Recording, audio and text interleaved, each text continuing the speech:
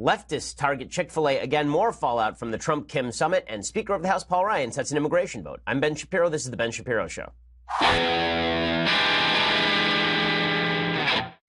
Well, plenty to get to today. If you missed it last night, we had a great new episode of Daily Wire Backstage with me and Andrew Klavan and Michael Knowles and Jeremy Boring. It was a lot of fun. You can go check that out on YouTube. You can check it out as well on iTunes or SoundCloud if you subscribe. I believe it came out in your feed this morning. And we have a lot to get to today. First, I want to say thanks to our sponsors over at Dollar Shave Club. So if you ever shower or brush your teeth or try to make your hair look presentable like you're a human being, you need Dollar Shave Club. I know your bathroom is just filled with all sorts of garbage that is just all over the place. Well, clean all that crap out and instead get all the great stuff from Dollar Shave Club. So they deliver everything you need to look, feel, and smell your best. It's shampoo, conditioner, body wash, toothpaste, hair gel, even a wipe that leaves your butt feeling tingly clean. I'm a big fan of their calming body cleanser. Seriously, the other night my wife said, "Why do you smell so good?" And she knew it was not the usual odor of Ben, and instead it was the calming body cleanser, the Amber and Lavender Delight. That was the calming body cleanser. Sometimes when I need to calm down, I just put on that calming body cleanser. I'm ready to go. It really is actually pretty spectacular. All of Dollar Shave Club's products are made with top shelf ingredients that won't break your budget, and you will feel the difference. Plus,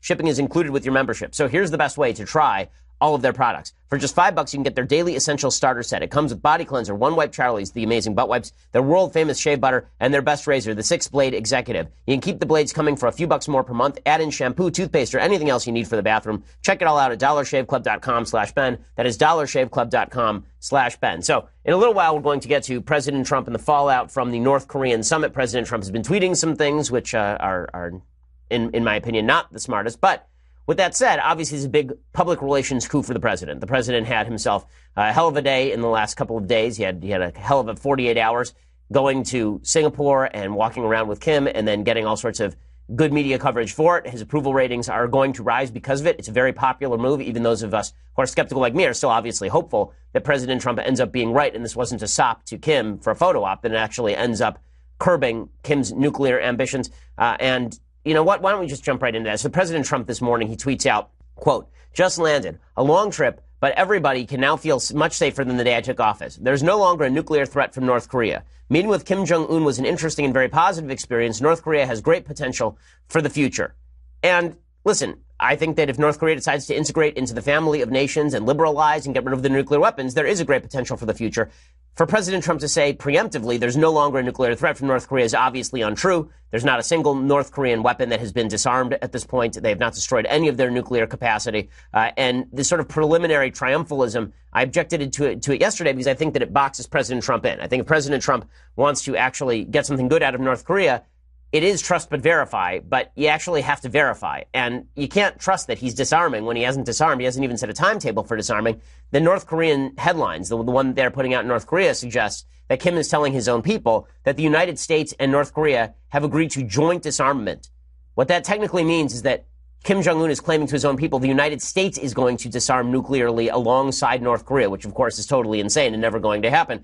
Trump also tweeted, "Before taking office, people were assuming that we were going to war with North Korea. President Obama said that North Korea was our biggest and most dangerous problem. No longer. Sleep well tonight." Well, again, the sort of preliminary triumphalism, I think, is actually not useful and is pretty counterproductive. Because here's the thing. What President Trump did is he basically signed an advance against royalties. So when you're in the book industry, right, when you write a book, then publishers typically give you an advance, and the advance is supposed to incentivize you to write the book, and then you write the book, and then you get royalties on the back end. But you don't immediately get the royalties. Instead, what happens is that you have to pay off your advance. So if they advance you $20,000 for an advance, you have to make $20,000 worth of royalties, and those go back to the publisher, and then you make whatever royalties are on top of that. Well, in negotiations, what President Trump effectively just did is he gave Kim Jong Un an advance against royalties. He said, listen, I'm going to give you preemptively, preliminarily, a lot of credibility on the world stage. I'm going to let you stand up here with me. I'm going to give you the honor of shaking my hand. I'm going to allow you to fly your flag alongside the flag of the United States. I'm going to grant you tremendous international legitimacy, which does have a practical impact. It means that a bunch of countries located around North Korea are not going to isolate North Korea nearly as intensely as they were before. Instead, it looks like they're going to try and move toward normalization of relations with North Korea. All of that is a preemptive give by the President of the United States. Now, as I said yesterday, maybe this ends up being a triumph. The way it ends up being a triumph is if Kim Jong Un actually does want to come to the table, and not just come to the table, but offer denuclearization in a real way. If it turns out that President Trump gave an advance against royalties and then Kim Jong Un doesn't earn out, right? Kim Jung Un's book doesn't sell. Kim Jung Un doesn't actually give President Trump what he wants in return. Then President Trump got bamboozled. And the real question is going to be, is President Trump willing to flip? Is President Trump, because the mark of a good negotiation here, if you're going to give an advance against royalties, is you claw that back, right? If Kim Jong Un is lying, if he's not telling the truth, then Trump claws it back. Now, I have very little doubt that if President Trump is humiliated by Kim Jong Un publicly, that he will go after Kim Jong Un personally. He has done that before with all the little Rocket Man talk, which, by the way, I kind of liked, right? I mean, I talked about it at the time, and I said that it was kind of hilarious and worthwhile even. You know, is the president willing to flip on Kim Jong Un? Now, we know that President Obama was not willing to flip on people who screwed him in talk. So when it came to Iran, President Obama was so invested in the idea that he'd gotten a great deal that when it was very clear that Iran was using all of the money that they had now gotten for terrorism and long-range missile development, Obama kept proclaiming that Iran had been moderated, that something magical had been done in Iran. He became the PR agency for Iran. Well, what we don't want from the Trump administration is for them to become the PR agency for North Korea because they're so invested in the possibility of a deal that they start pretending that a deal exists when a deal does not exist. That's why I don't think that it is worthwhile for President Trump to be going out there and preemptively saying that North Korea is no longer a threat or a problem, that we've solved everything. That's not verification, right? That's just trust. You need trust, but verify. President Reagan, people are comparing Trump to Reagan because Trump met with Kim Jung Un and Reagan met with Mikhail Gorbachev. But Reagan never came away from a meeting with Mikhail Gorbachev and said, listen, the USSR is no longer a threat. They've been disarmed. Everybody can sleep easy in their bed tonight. Reagan never said that. What he said is, the negotiations are progressing. We're working on something. We're going to try and get them where we need to go. It's moving in the right direction. All of that, I think, would be more useful for the president than for the president to go out there and start preliminarily declaring victory. He also said, we save a fortune by not doing war games as long as we are negotiating in good faith, with which both sides are. Again, it's not up to the president to determine whether the North Koreans are negotiating in good faith. We don't know that yet. We just don't know that yet. And to assume that they are negotiating in good faith is, I think, a fool's errand. We actually have to assume they're negotiating in bad faith until they prove it to us. Right? This should be show me. Right? It's time for the Kim family to show the United States, to show President Trump that they really mean what it is they are saying. And this is not me being critical of President Trump for the sake of being critical of President Trump. I spent the last several weeks praising President Trump on issues ranging from the Jerusalem move to some of his domestic policies with regard to regulation. Go back and listen to the show. I've been doing it for weeks, right? But the fact is that when President Trump is putting himself in a bad position vis-a-vis negotiations, he's putting himself in a bad position vis-a-vis negotiations, and he's putting the United States in a bad position vis-a-vis negotiations. Now, is it possible that all this works? Yes, but it's a high risk, high gamble, right? I mean, this is a high risk gamble that the president is making right now. It's high risk, high reward. Maybe he goes out there, he shakes hands, he takes it on himself. He makes it look as though he's legitimizing Kim, and then it turns out that Kim is Mikhail Gorbachev and something great comes out of this. Maybe that's what happens here. But I'm going to wait for the great thing to come out of it before I start preliminarily praising. And when I see the wild praise that's happening on TV or the wild rips that are happening, oh, it's the end of the world, this is obviously stupid. When I see both of those things happening, it suggests to me that people are jumping to their partisan hackery, that people are jumping to, I want this to be good. I want this to be good for President Trump. I like President Trump. I trust President Trump. Therefore, I'm not going to trust but verify about President Trump. I'm just going to trust President Trump. Well, I don't trust any president.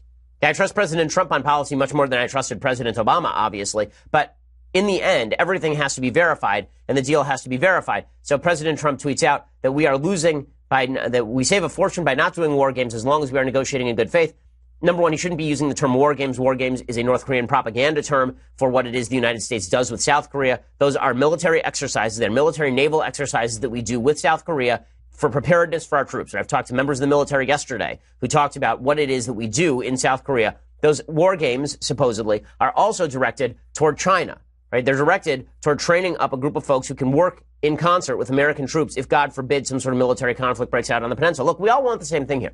We all want North Korea to disarm. The question is whether you think that President Trump's original approach, right, the harsh approach with North Korea, was more likely to bear fruit, or if you think that President Trump has to really give Kim Jung Un a bear hug in order to accomplish this. I think that neither is particularly necessary. I think that I would rather have President Trump wielding a big stick and letting his lower level negotiators go and negotiate a deal rather than preemptively granting Kim Jung Un all this sort of international credibility and legitimacy and taking our allies in the region and making them more friendly to Kim Jung Un. Again, high risk, high reward. You know, if it pays off, it's great. If it doesn't, then it's not going to be all that great. And we're not going to know that for at least several months, probably. So President Trump didn't stop there. Then he tweeted out, so funny to watch the fake news, especially NBC and CNN. They're fighting hard to downplay the deal with North Korea. 500 days ago, they would have begged for the deal, looked like war would break out. Our country's biggest enemy is the fake news so easily promulgated by fools. Now, look, I think when President Trump rips into the fake news, I think sometimes that's absolutely justified. I think that it is absolutely justified for the president to point out that a year ago, everybody was deeply worried that North Korea was going to nuke us into obliteration, right? We were going to get into a nuclear exchange with North Korea. Just a few months ago, the media were proclaiming that Trump was somehow going to gin up a nuclear war on the Korean Peninsula. And now it's Trump surrendering. Well, which is it, guys? I mean, either you like kind of more muscular Trump, or you like negotiating Trump, but you got to pick one. You can't do this routine where Trump is either going to bring about world peace or he's going to bring about nuclear war. This inconsistency from the media really is quite galling. So I understand why President Trump is upset. With that said, when the president says our country's biggest enemy is the fake news, and then at the same time, like really within a couple of hours, he's tweeting out that North Korea is no longer our biggest and most dangerous problem. Instead, they have great potential for the future, and there's no longer a nuclear threat. Okay, then the North Koreans, that is still an evil regime, okay? As much as I dislike a lot of members of the mainstream media, as much as I think that they are lying on a frequent basis, or at least biasing their coverage on a frequent basis, I'm not going to pretend that I think of the anchors at CNN in the same way I think of Kim Jung Un. Our country's greatest enemy are not the fake news. Our country's biggest enemy are places like North Korea still, at least until they prove that they are not our enemy, and they have not come close to proving that as of yet. So, Mr. President, take a page from the Reagan playbook. Trust but verify. Trust but verify. And in the case of Kim Jung Un, I wouldn't even trust but verify. Nothing has been put on paper yet. In the case of Kim Jong Un, I would distrust and verify.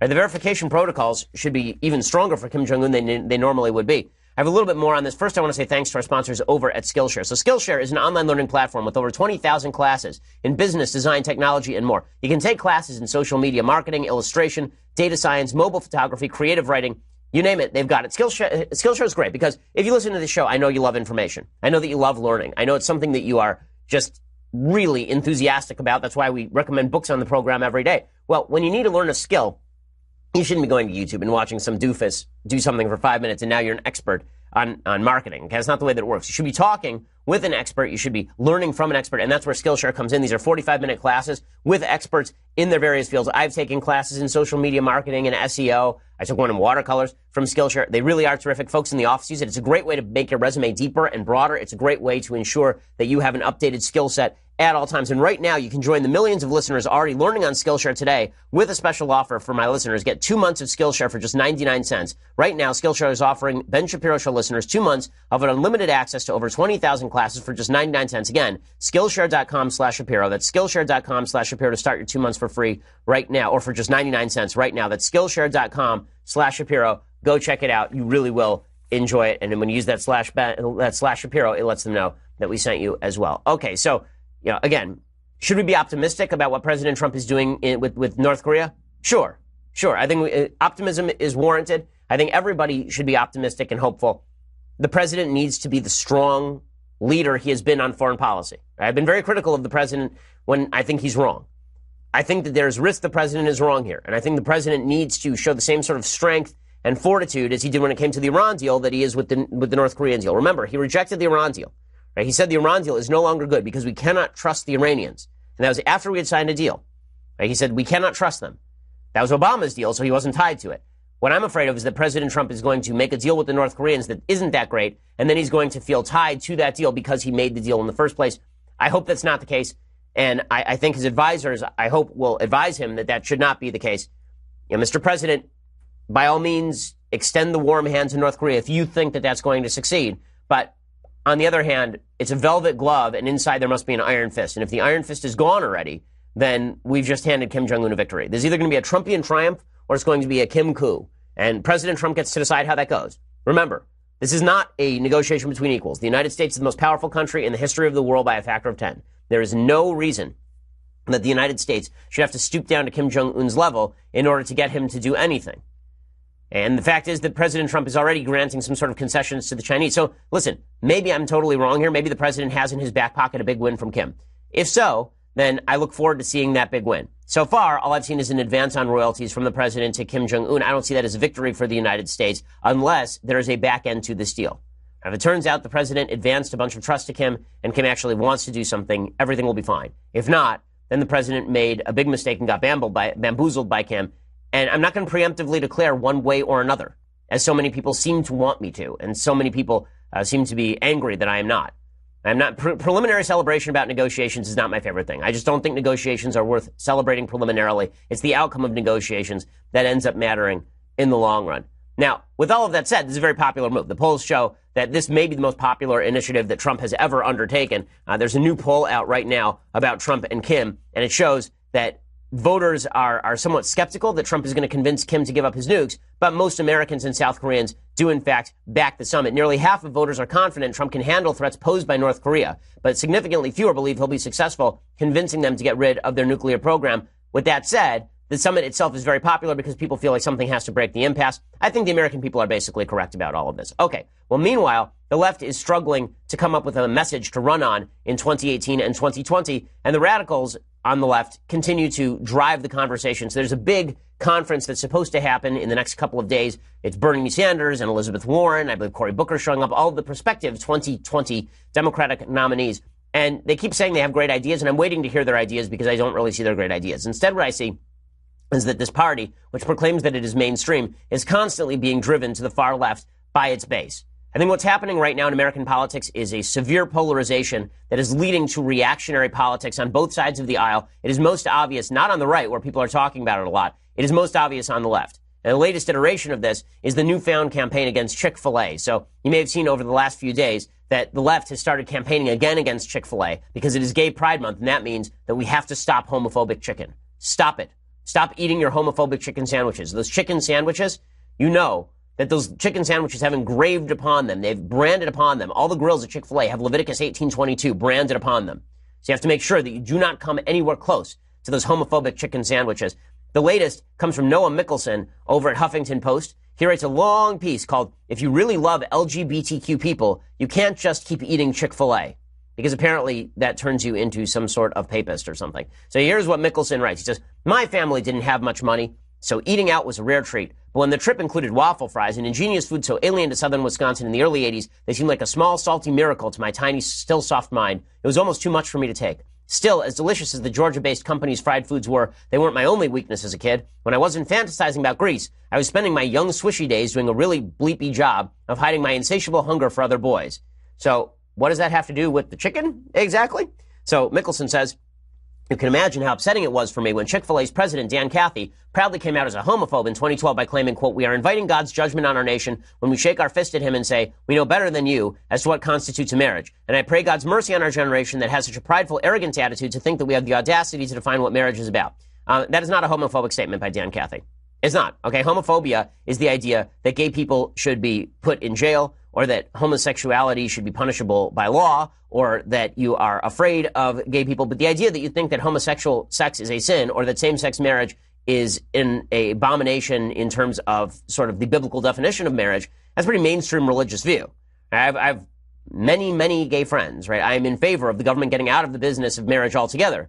As a religious person, I also believe that homosexual sex is a sin because I am, in fact, a religious Jew, right? I mean, this is just part of the religious Jewish tradition that has nothing to do with quote-unquote homophobia. Anyway, because Dan Cathy has these views, now we have to not eat chicken sandwiches from Chick-fil-A. Now, has Chick-fil-A ever told gay people they can't eat at Chick-fil-A? No. Has Chick-fil-A ever fired an employee for being gay? No. Does Chick-fil-A cover the benefits of gay employees? Yes. Does Chick-fil-A actually provide food to the victims of the Orlando shooting at a gay nightclub?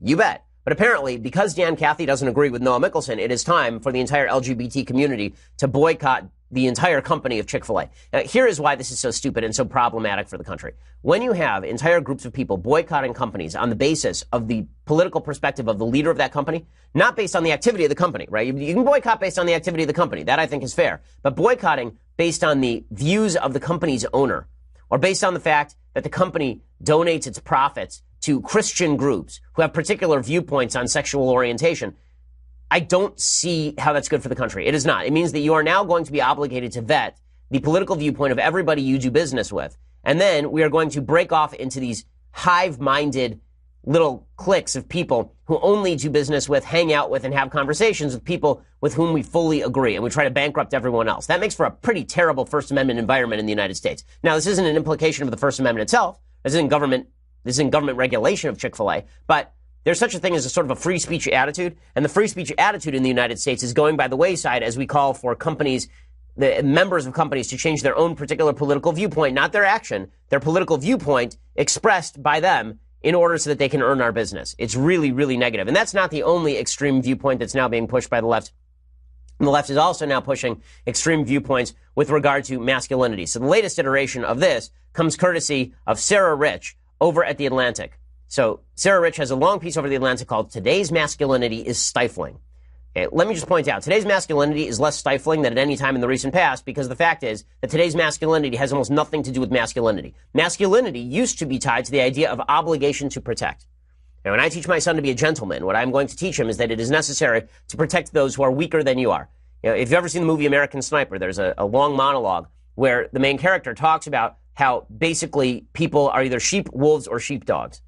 They're either going to be aggressors, or they are going to be followers, or they're going to be sheepdogs protecting the sheep against the wolves. It is the job of men to be sheepdogs, essentially. That is what being a gentleman is. It's upholding a moral standard, a standard of values, taking the slings and arrows in order to protect others. Right? That's what being a man is all about. But we have sort of gotten rid of that, and instead we've gone with sort of the affectation of manhood. So the affectation of manhood is, I work out a lot, and I drink lots of beer, and this is what makes me a man. I smoke cigars, and that's what makes me a man. Okay, what makes you a man is whether you are willing to protect people who are weaker than you, and whether you are willing to instill a system of values that protects the liberties of others who are not you, right? That is what makes you a good human being, and more importantly, it's what makes you a good man in terms of masculinity. That's why it's more important for men, right? And when you rip away men's mission, men tend to become destructive. But if the idea is that masculinity now is too restrictive, what's so restrictive about it? Well, it turns out that when you identify masculinity with the affectation, there are a bunch of people who don't like the affectation. So first the feminists came for the idea that men should not protect women because that was sexist. And then they came for the idea that men should not even engage in the affectation of manhood. They should not dress like men. They should instead dress like women. Or if they do dress like women, that doesn't make you less of a man.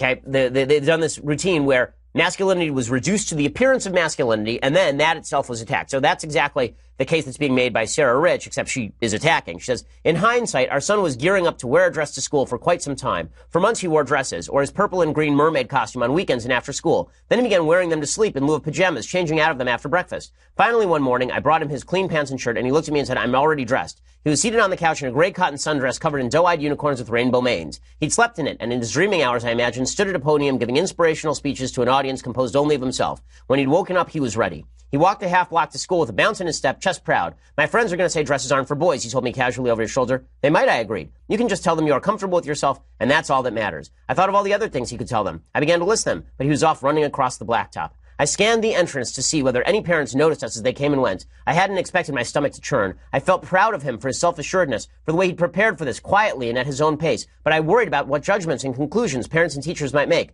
And of course, I was worried that somebody would shame him. Well, they shouldn't shame him. They should shame you. You're a bad parent. Okay, I'm just going to put this out there. You are a bad parent. You should not be allowing your young boy who is not old enough to figure out the ways of life. Okay, this is a kid who has not hit puberty yet. This is not a kid who is old enough to have figured out masculinity and femininity. For you to have sent him to school in a dress so that he can be made fun of by all the other kids is a nasty thing for you to do as a parent. There is something to the idea that you should be inculcating, yes, even the appearance of masculinity and femininity in your own children. Distinctions between the sexes are important. And it is you who are confusing your child. Your child is not going to be happier because your child is confused as a general rule. There are exceptions, but as a general rule, being gender confused and being confused about the sort of appearances of gender, it is not a worthwhile thing. Okay, you're pleased with his self-assuredness? The kid's 7. The whole self-esteem movement, the idea that you can subjectively define the reality around you and everybody is expected to adapt, that is not going to work out well. Okay, now that doesn't mean the kid should be bullied. The kid should not be bullied. Bullying is bad in all cases. You shouldn't bully the kids. But parents have an obligation to protect their kids from bullying, and they also have an obligation not to confuse their kids about basic concepts of sex and gender. The idea that boys and girls dress differently is true in every society in the history of mankind. Now, you may say that there are other societies where boys wear kilts or boys wear skirts or whatever it is. That's not true in American society, and it is true that in Scottish society, men and women do not dress the same. Men and women do not dress the same because men and women are, in fact, not the same. And it is important to re-inculcate those gender differences. Those gender differences are a beautiful part of life. Those gender differences make your child less confused. You're telling me when the kid was 3 and put on a dress, you couldn't have said, you know what, sweetheart, that's not really appropriate. Let's go put on some boy clothes. But even that statement is apparently too radical for the entire left. And listen, I'll get a lot of flack for saying this, obviously, from the left, because the idea is that we're supposed to pretend that all choices you make for your child are equivalent. They are not equivalent. This article continues. In the afternoon, he was still wearing the unicorn dress. He skipped down the sidewalk, reporting that some kids had protested his attire, but he'd assured them he was comfortable with himself. With that, the seal was broken. Most days since, he's worn a dress from his small collection, though he also favors a light blue guayabera, the classic collared button-down worn by men and boys in Cuba and the Philippines. Classmates' objections continued, but with less frequency and conviction. One day, when my husband dropped him off, he heard a little girl stand up to a naysayer and shout, "Boys can like beautiful things too." But they can't. Not without someone looking askance. To embrace anything other than feminine, if you're not biologically female, causes discomfort and confusion, because throughout most of history and in most parts of the world, being a woman has been a disadvantage. No, that is not right. To embrace female dress when you are not a woman, it's not about that femalehood is less. It is the idea that masculinity and femalehood are distinct. Okay, these are not the same thing. And that when you blow through those distinctions, you are making life worse for your child. Okay, gender confusion in children is a dangerous thing. It is not a good thing. And reinstating that, I don't know why you would want to do this as a parent. I mean, I understand why this person wanted it. She can virtue signal about it in the pages of The Atlantic. So she can prove what a wonderful person she is by giving her child the Rousseauian Emile childhood, where the child gets to make every decision for themselves. Children are not capable of making important decisions for themselves. Okay, I have a 4-year-old and a 2-year-old. They do not get to make important decisions for themselves, because if they did, they would both make stupid decisions, because little kids are stupid. Okay, little kids don't know anything. The whole point of civilizing young barbarians into civilized people is to make sure that you set some sort of standard. Now, is this the most important thing in the world, that you don't let your kid dress in a dress? I don't think it's like the most important thing in the world, but I do think that it is important to say that boys and girls are different, and to reinstitute, again, the reason that it is important to reinstitute these differences is because biologically boys are different than girls. This has ramifications for everything, ranging from the sorts of activities in which they engage to the sorts of ways that they think. Okay, these things are ingrained. And reveling in the beauty of those differences is a good thing. It's so funny. The entire left that says multiculturalism is wonderful, right? That all cultures are created equal and we ought to celebrate each culture for what it is, says that cultural appropriation from males to females is totally fine, and vice versa. We shouldn't celebrate the differences between men and women. We should obliterate the differences between men and women. Well, this is one of the key distinctions in society that actually matters. The distinction between men and women matters because boys are not the same as girls. Boys must be brought up to be gentlemen. It's not that you teach boys not to rape. It's that you teach them to affirmatively be good men, and you teach women to be good women. And being a good man is not quite the same thing as being a good woman. And then there's the broader category of being a good person, right, which encompasses some aspects of being a good man and being a good woman. But being a good man and being a good woman, two different things. But the left is pushing this obliteration of all distinctions that actually matter. And the goal here is, of course, that once everything is done, we will all be the same. We will all be widgets that we get to form from scratch. People are so in love with the idea of human beings as the blank slate that they are going to pretend that human beings actually are a blank slate, or they are going to encourage all sorts of activities that look more like blank slate activities as opposed to the biological differences that make humanity beautiful and wonderful. And this is what the left is embracing on a large scale, and it really is disturbing. And it's bad for kids, okay? This kid is not going to be healthier, in my opinion, as a result of his mother sending him to school in a dress. The fact is, even if the kid happens to have gender dysphoria, 80% of all children who identify as a member of the other gender, I understand cross-dressing and gender dysphoria, not the same thing, but 80% of kids who have the most extreme form of body dysmorphia, they believe that they are a girl in a boy's body, grow out of it by the time they are teenagers. They grow out of it over time. Be a parent, okay? It's not your job to be your kid's friend. It is not your job to enable every choice your kid makes. Be a parent. Find a standard that actually makes your kid's life happier and that makes society around you better. Okay, so meanwhile, the city of Seattle has decided they're going to do now an about face on Amazon and the head tax. I'm going to discuss all that in just a second. First, you're going to have to go over to dailywire.com and subscribe. So for $9.99 a month, you can subscribe to Daily Wire. When you do, you get the rest of this show live, the rest of the Michael Knowles show live, the rest of the Andrew Klavan show live. And you get all of those for just $9.99 a month. Or you also can get all of that with the annual subscription, which comes along with Leftist Tears Hot or Cold Mug, right? I mean, this tumbler, which is just fantastic. And you get that for cheaper than the monthly subscription. Also, by now, you've probably heard the Ben Shapiro Show is available on Amazon Alexa and Google Home. So if you have a virtual assistant, you can listen to my podcast with a simple voice command after you enable the skill on Alexa or ask Google to talk to the show. For more information, you can check out our pinned tweets on Facebook and Twitter, and that'll allow you to do all of that. Plus, you should subscribe. Go over to iTunes, go over to YouTube, subscribe, and that makes certain that you will be updated when we have our Sunday special. So this Sunday special is going to be with Skeptic magazine editor. His name is Michael Shermer, and Michael Shermer is awesome. I think you'll really enjoy him. He and I disagree about a lot of things. He is a militant atheist. I, of course, am a religious Jew, but our discussion, I think, was great. And here's a little bit of the preview. Hi, I'm Michael Shermer. I'm happy to be here on Ben Shapiro's Sunday Special, where we'll be talking about, well, pretty much every big issue there is: God, free will, consciousness, science and religion, the basis of morality, right and wrong. I mean, did we leave anything out? And by the way, we answer all the questions. So you get the whole thing in an hour. You don't have to go to college. You don't have to read the Bible. Just tune in. That's all you need. So go check that out. Also, our next episode of The Conversation is next week, this Tuesday, June 19th, 5:30 p.m. Eastern, 2:30 p.m. Pacific. We will answer all of your questions. I will answer all the questions that you send in. You have to subscribe to ask those questions over at dailywire.com, or you can also just watch online, but then you can't actually ask the questions. The live Q&A is available on YouTube and Facebook, again, for everyone to watch. You have to subscribe to ask the questions. You go over to Daily Wire, the Conversation page. You ask questions in the chat box, and then we will answer them for you. So, go over to Daily Wire. We have to sign off over at Facebook. We are the largest, fastest growing conservative podcast in the nation.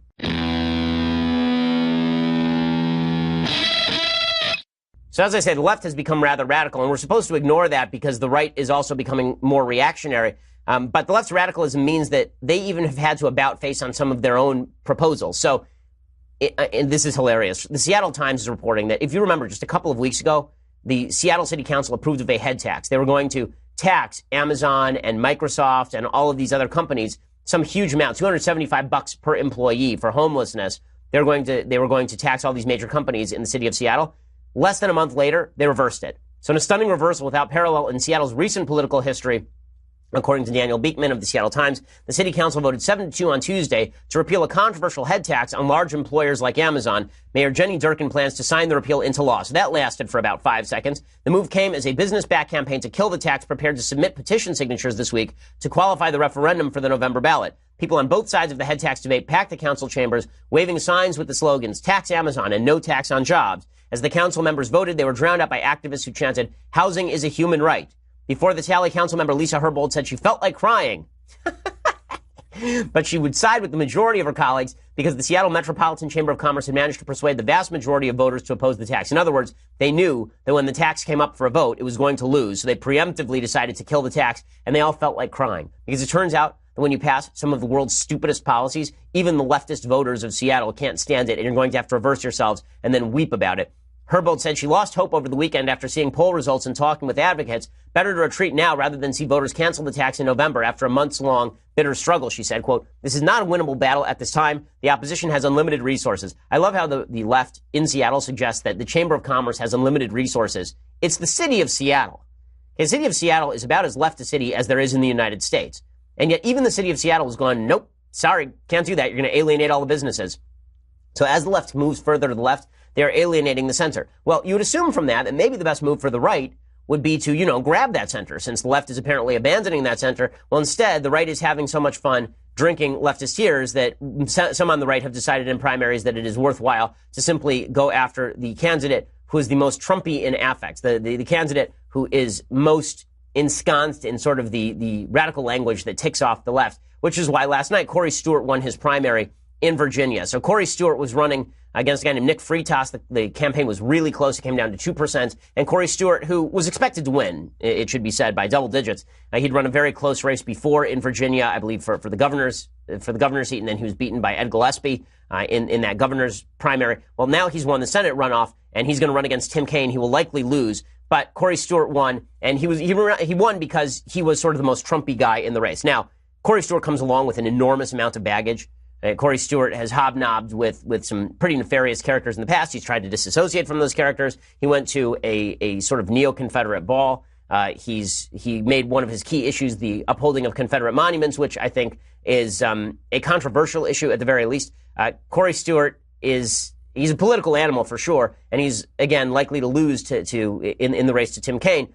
But it seems like the right, in its desire for a reactionary anti-establishment politics, is embracing candidates who may not be the strongest candidates in the world. The same thing holds true in South Carolina last night. So Mark Sanford lost his congressional primary last night. He's an almost 5-term member of the House of Representatives, and he lost his primary election to a political newcomer, State Representative Katie Arrington, by a 50.5% to 46.5% margin. And Arrington was a Romney and Rubio supporter in the primaries. she ended up supporting Trump and said she would do so in the House. Sanford was a Trump supporter in the 2016 election. The media's sort of take on this is that Sanford was too anti-Trump to win. I don't think that's actually true. I think what happened is that Sanford ran a really lackluster campaign in his own district. But the impact is going to be that Arrington is more militant in her approach. Sanford is a lot less militant. And also he said some pretty abrasive things about President Trump in the past. So what does this mean for Republican primary voters? What does this mean for the Republican Party in general? Well, it means that I understand why there's caution on the part of Republican legislators going up against President Trump. The fact is that you cannot be fully anti-Trump and win in the Republican Party right now. End of story. You cannot be fully anti-Trump in the Republican Party as a legislator and win. And that makes a certain amount of sense in the sense that President Trump is, in fact, the president of the United States. But it does mean cutting off your nose to spite your face, because the fact is that Mark Sanford was voting 90% of the time with President Trump, including on some of his biggest priorities.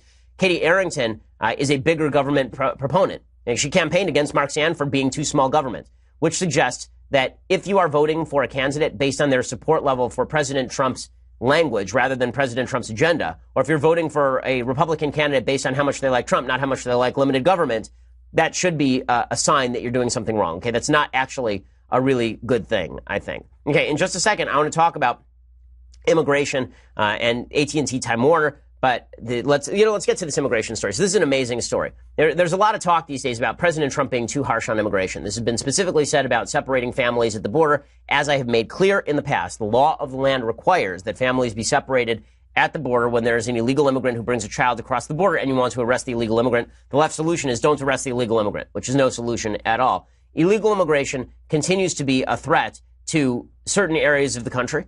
I don't think that illegal immigrants are generally coming across to commit crimes. I don't think that illegal immigrants are bad people. I know too many illegal immigrants to believe that. But I do believe that any country that is worth its salt has to enforce its border. And it is also true that we cannot vet the people who are coming through illegally. We just can't.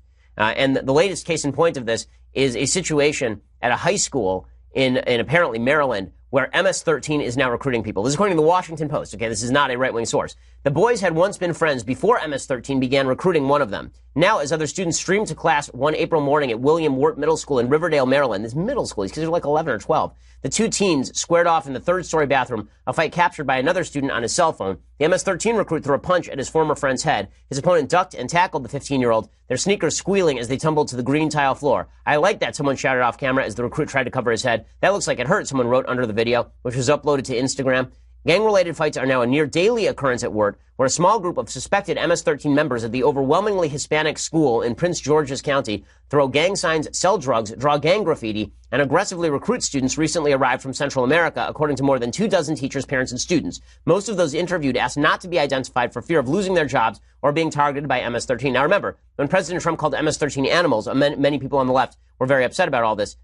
This is a serious problem, okay? It's a real problem. When MS-13 is recruiting in junior highs, that's scary stuff.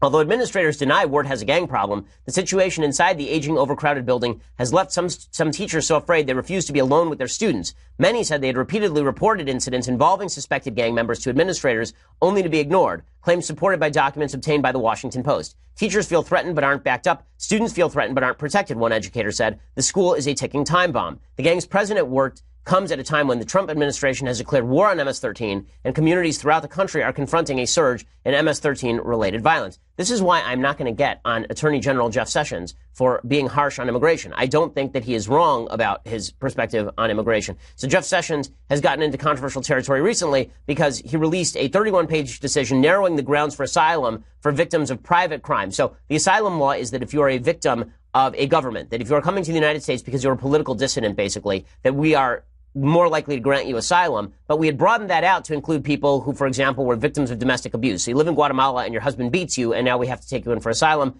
Jeff Sessions had said this is not what the law is for, and here's what he had to say about it. Asylum was never meant to alleviate all problems, even all serious problems that people face every day all over the world. So today I'm exercising the responsibility given to me under the INA and I will be issuing a decision that restores sound principles of asylum and long-standing principles of immigration law. Okay, this makes some sense. I mean, people are ripping on him, but this makes a fair bit of sense considering the fact that if you're a victim of domestic violence, that should not be your entry ticket to the United States. The question really is whether the government is failing to protect you from domestic violence, for example, or whether the government is upholding the rights of the domestic violator. You know, that sort of stuff is sort of a different story. But if the goal here is that anyone who has ever suffered in the world can come into the United States, I think that that's a mistake. Now, that doesn't mean that we shouldn't find ways to help them, that private charities particularly shouldn't find ways to help these people escape from domestic violence situations. And there are private charities that do help this to happen. But just because the United States is a great place and there are a lot of people suffering doesn't mean that it's the responsibility of the United States to take people in without vetting them or determining whether they're going to be an addition to the United States. Unvetted immigration is a problem. It is a problem. And it's a problem that has to be dealt with seriously without all the sloganeering that seems to accompany all of this. Okay, so it's time for a couple of things that I like and then a couple of things that I hate. So, a couple of things that I like. You gotta love the fact that Alec Baldwin still thinks that he is a relevant player on the American political scene. So Alec Baldwin is of the weird opinion that if he ran for president, he would beat President Trump. If I ran, I would win. You would? I would absolutely win. If I ran for president, I would win. Hands down, I would win. Because you would be not the funniest, most exciting, when are you most gonna, crazy campaign. Okay, that is not true. Okay, if Alec Baldwin runs, he will not win. Alec Baldwin barely has the support of a few people on the left, let alone anybody on the right. He's deeply off-putting. But if this is how the left wants to turn, if the Democrats want to turn to a celebrity candidate because they think they need a celebrity to beat Trump, more power to them. Enjoy yourselves. Keep campaigning on Bernie and Alec Baldwin. Keep doing it, guys. I really am appreciative. Okay, other things that I like. So there's a ruling that a lot of people don't like that came down from a district court. The Trump administration had been challenging the ability of AT&T and Time Warner to merge. There's no reason to challenge this merger. Okay, there's legitimately no reason. So I am very much an advocate of free market capitalism, and that means that I am generally antitrust law. So antitrust law is the idea that you have to break up companies when they get too large. The only time there is such a thing as a true monopoly is when there is a company that owns 100% market share in a particular industry and then can raise the prices to a sky-high level. That's a true monopoly. AT&T Time Warner would not be a true monopoly. In terms of market value of new media, Amazon.com is now valued at $817 billion. AT&T Time Warner would be valued at $282 billion. So it's not that they control 100% of the market. They don't even control 10% of the market. Okay, Verizon is worth $203 billion. Netflix is worth $157 billion.